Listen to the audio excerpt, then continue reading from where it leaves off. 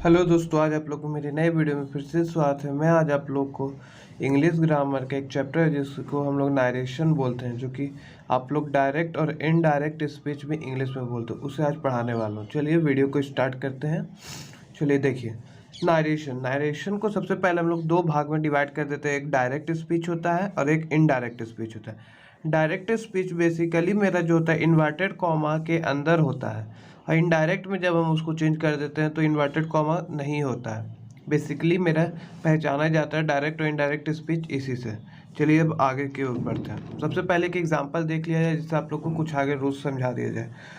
Hari said I want to go, ये जो आप लोग का है डायरेक्ट स्पीच है, क्योंकि देखिए इसमें कॉमा और इन्वर्टेड कॉमा दोनों आ जाता है, तो ये हम लोग का क्या हो गया, डायरेक्ट स्पीच हो जाता है। देखिए, जो इन्वर्टेड कॉमा के अंदर जो सेंटेंस रहता है उसे हम लोग रिपोर्टेड स्पीच बोलते हैं, और जो इन्वर्टेड कॉमा के बाहर जो रहता है जैसे कि हरी सेड, ये हम लोग का हो गया रिपोर्टिंग स्पीच। चलिए हम लोग कुछ जनरल रूल्स है जो कि चेंज करने वक्त हम लोग का इस्तेमाल आएगा। सबसे पहला रूल है चेंज इन पर्सन। सबसे पहले तो रूल्स में हम लोग कुछ जानेंगे कि डायरेक्ट से इनडायरेक्ट में चेंज करते वक्त हम लोग क्या करेंगे, पर्सन का चेंज करेंगे, जो कि आपको आगे डिटेल किया गया है। दूसरा है चेंज इन टेंस, टेंस में भी चेंज करते हैं। और तीसरा होता है चेंज इन अदर वर्ड्स, जो कि आप लोग का चेंज इन अदर वर्ड्स जो बाकी सब रहा जैसे कि टुडे टुमारो ये सब रहा, तो उसको हम लोग चेंज करते हैं। बेसिकली पहला रूल है, देखिए डायरेक्ट से इनडायरेक्ट चेंज करने के समय इनडायरेक्ट इन्वर्टेड कॉमा को बदले डैट का प्रयोग होता है। मतलब जब डायरेक्ट से इनडायरेक्ट में हम लोग चेंज करते हैं तो इन्वर्टेड कॉमा को हटा दिया जाता है, उसकी जगह पे हम लोग क्या करते हैं, डायरेक्ट डैट का इस्तेमाल करते हैं। चलिए सबसे पहला अब आप लोग चेंज इन पर्सन जान लेते हैं। तो पर्सन को जानने से पहले हम लोग कितने टाइप के पर्सन होते हैं वो जान लेते हैं। तो पर्सन में तीन टाइप का होता है, फर्स्ट पर्सन, सेकेंड पर्सन और थर्ड पर्सन। तो फर्स्ट पर्सन में हम लोग का आता है आई और वी। आई वी मेरा फर्स्ट पर्सन में हमेशा आता है।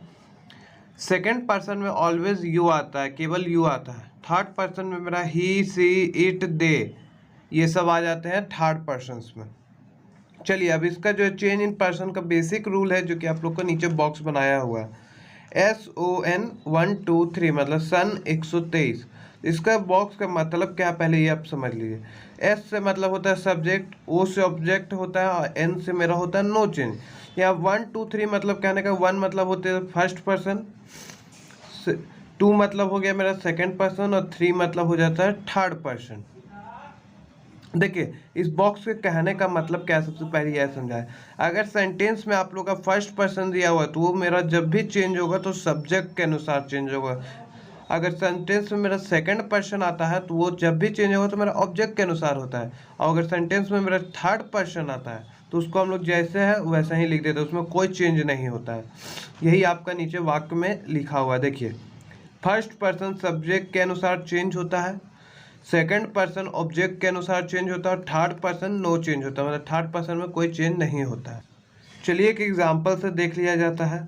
Hari said to Mohan you are a good boy. तो सबसे पहले देखिए मेरा डायरेक्ट स्पीच है कि इनडायरेक्ट स्पीच। तो जाहिर सी बात है, मैंने पहले भी आप लोग को बताया जो इन्वर्टेड कॉमा के अंदर रहता है वो मेरा क्या रहता है, डायरेक्ट स्पीच रहता है। तो ये क्वेश्चन मेरा किस में दिया हुआ है, डायरेक्ट स्पीच में। हम लोग को चेंज किस में करना है, इनडायरेक्ट स्पीच पे। तो देखिए हरी टोल्ड मोहन, ये अभी सेड टू की जगह टोल्ड किस लिए हुए आपको आगे बताया जाएगा। Hari told Mohan that, inverted comma को हटा के डैट का प्रयोग होता है, पहले भी बता दिया गया। अब डैट, अब यू देखिए, यू मेरा पहले भी बता चुके हैं कि सेकंड पर्सन ऑब्जेक्ट के अनुसार चेंज होता है, इसमें ऑब्जेक्ट क्या है, मोहन। तो एक बार एक ही सेंटेंस में दो बार नाम नहीं लिख सकते, तो मोहन की जगह हम लोग क्या लिखते हैं, ही का इस्तेमाल करते हैं। तो Hari told Mohan that he was, यहाँ पास्ट है तो यहाँ भी पास्ट होना चाहिए। आप लोग को आगे रूल्स है जो कि चेंज इन टेंस में पढ़ाया जाएगा। वाज अ गुड बॉय, इस तरह आप लोग का चेंज होता है। चलिए आगे बढ़ते हैं। अब कुछ नोट देखिए, रिपोर्टिंग स्पीच में वर्ब। देखिए अगर रिपोर्टिंग स्पीच में जो अगर वर्ब मेरा जो है अगर सेड रहा, से रहा या सेज रहा तो डिट्टो वही लिखा जाता है। मतलब सेड का सेड ही रहता है इनडायरेक्ट स्पीच में भी, से का से ही रहता है इनडायरेक्ट स्पीच में, और सेज का सेज ही रहता है इनडायरेक्ट स्पीच में।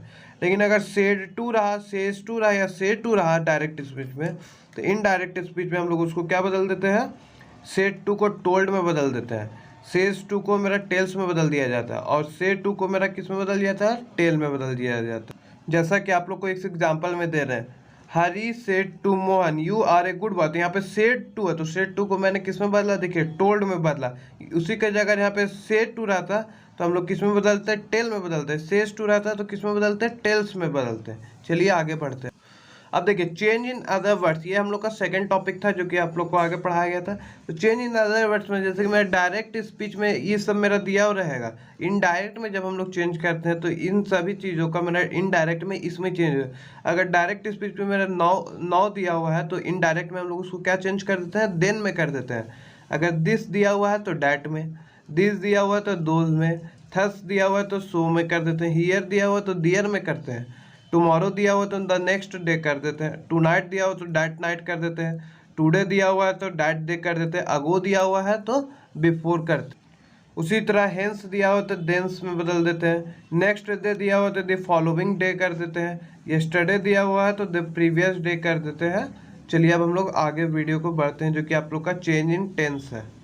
देखिए चेंज इन टेंस में करने से पहले ये देख लीजिए, ध्यान बात रखने वाला, याद चेंज तब होता है जब रिपोर्टिंग वर्ब मेरा जो है पास्ट टेंस में हो, तभी होता है ये वाला चेंज, जब रिपोर्टिंग वर्ब मेरा किस में हो, पास्ट टेंस में हो। चलिए देखते हैं किस तरह चेंज। अगर देखिए रिपोर्टिंग वर्ब तो पास्ट में रहेगा, अगर रिपोर्टेड स्पीच में प्रेजेंट इंडेफिनिट में और रिपोर्टिंग वर्ब में पास्ट में, तो उसको हम लोग पास्ट इंडेफिनिट में भी रिपोर्टेड स्पीच को चेंज कर देंगे।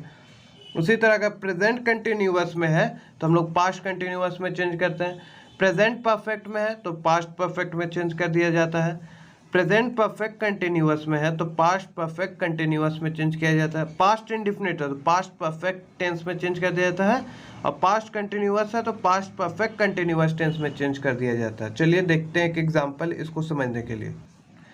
ही said to me she came at 4, ये आप लोग का एक डायरेक्ट स्पीच दिया, उसको हम लोग को इनडायरेक्ट स्पीच में चेंज करना है। तो देखिए क्या बोलता है, ही का ही रहेगा, सेड टू को पहले भी बता दिया गया था कि आप लोग किस में बदलेगा, टोल्ड में बदलेगा, तो टोल्ड, और मी का मी रहेगा। इन्वर्टेड कॉमा, कॉमा को हटा के हम लोग डैट का प्रयोग करते हैं, डैट लगाएंगे।